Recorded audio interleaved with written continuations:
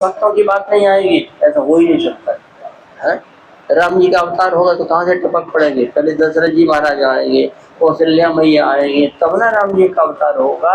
है नंद बाबा आएंगे, देवकी मैया, वसुदेव जी महाराज, तब उसके बाद ना कन्हैया का अवतार होगा। तो भक्तों को अलग नहीं किया जा सकता है। कोई कहे नहीं भक्तों के चरित्र में भगवान की बात नहीं करना है, तो भक्त ही क्या था? जो भक्त भगवान की बात ही ना करे वो भक्त के कहाँ से हो सकता है? इसलिए दोनों का मिला हुआ है। हाँ ये बात है, भक्तमाल में विशेष चर्चा भक्तों प्रधानता है, तो भक्तों की प्रधानता है और भक्तमाल का एक अपना विशेष महत्व है। और कथाओं के श्रोता और होते हैं और भक्तमाल के श्रोता ठाकुर होते हैं, भक्तमाल के श्रोता भगवान होते हैं। इन भक्तों का चरित्र मन लगाकर कहा सुना जाए तो उन भक्तों की जो भक्ति है, उनके जो गुण हैं वो हमारे भीतर आ जाए। अगर मन लगा करके भक्त का चरित्र श्रवण करेंगे, उस भक्त के पुण्य, उस भक्त के गुण हमारे भीतर आ जाएंगे। हम गोस्वामी तुलसीदास जी महाराज की चर्चा करेंगे तो गोस्वामी तुलसीदास जी की भक्ति का अंश हमारे भीतर आ जाएगा। और गोस्वामी जी भक्ति कितनी है, साधारण है। हम कबीरदास जी महाराज का चरित्र अगर गाएंगे, मन लगा करके सुनेंगे, तो कबीरदास जी की भक्ति का अंश हमारे भीतर आ जाएगा। और कबीरदास जी भक्ति कोई साधारण है? कबीरदास जी की भक्ति कोई साधारण नहीं है। सतयुग में एक राजा हुए त्रिशंकु, वो सदैव सशरीर भगवान स्वर्ग जाना चाहते। राजा त्रिशंकु सशरीर सदैव इस ऐसे ही चले जाए स्वर्ग, ऐसी इच्छा थी, नहीं जा सके, नहीं जा सके, उल्टे लटक गए, आज तक लटके हैं। ऐसी पौराणिक मान्यता है कि आज तक वो लटके हुए आकाश में, स्वर्ग नहीं जा सके। उनके रथ की छाया जहाँ पड़ती है वो क्षेत्र निषिद्ध क्षेत्र है, उसको मगहर कहते हैं। यहाँ मरने से, काशी में मरने से मुक्ति मिलेगी और मगहर में मरने से दुर्गति होगी। मगर ऐसा निश्चित क्षेत्र है। और उन राजा के उल्टे लटके मुंह से लार गिरती है, एक नदी बनी है, नदी बनी, कौन सी नदी? करमनासा। करमनासा, करमनासा माने गंगा जी की उल्टी।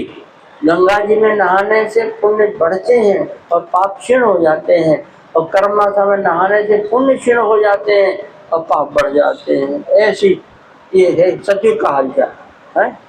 यज्ञ कर करके वो स्वर्ग नहीं जा सके, और इस कलयुग में कबीरदास जी महाराज वहीं मगहर में गए, आखिरी समय में मगहर में गए, और मगहर में शरीर छोड़ा उन्होंने। किसके भरोसे?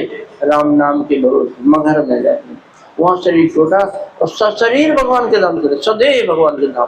धाम भगवान, स्वर्ग नहीं, स्वर्ग बात और है, भगवत धाम बात और, दोनों बहुत अंतर है।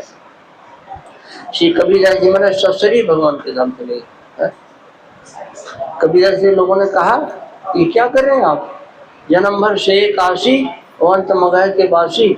बोले हाँ, जो कबीरा काशी मरे तो राम ही कौन ने हो। काशी में तो कीड़े मकोड़े भी मोक्ष पा जाते हैं, काश्याम ही मरणान मुक्ति, काशी में मरे तो मोक्ष होना ही होना है। लेकिन हम भगवान जीवन भर भजन किए भगवान का, और हमको भी अगर मोक्ष ही मिला काशी में, तो इसमें भोले बाबा की क्या विशेषता है? हम तो मगहर में मरे, और मगहर मरे तब सदगति हो, नहीं माने गए मगहर में। यहाँ मरने से दुर्गति होती है, वहाँ गए कबीरदास जी। और सबसे कहा, उनके साथ जितने लोग गए थे, कहा कीर्तन कर, चादर उड़ा दो, हमारे ऊपर चादर उड़ा दो, चादर उठा करके देखना नहीं क्या हो रहा है, हमको पूरा चादर उड़ा दो और कीर्तन करो। शंख बजे अपने आप, बिना बजाए हुए शंख की ध्वनि सुनाई पड़े तो समझ लेना कि कबीरदास जी का परम पद हो गया। तब चादर हटाना, उसके पहले चादर नहीं हटाना।